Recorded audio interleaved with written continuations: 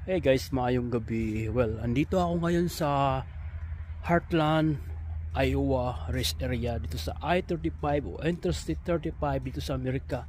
Then huminto na ako dito guys dahil wala na akong oras. And then first time kong huminto rito, no? First time kong nakapunta rito sa area na to. Napakaganda guys. Tingnan nyo. Ayan o, kung nakikita nyo, mayroon silang bato dyan, mga plants. Ang ganda ng bato guys, oh.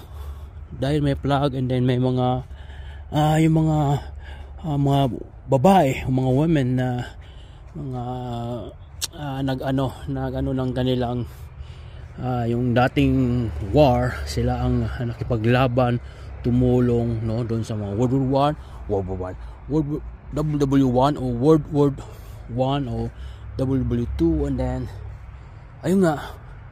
So isang memorial din to guys, no.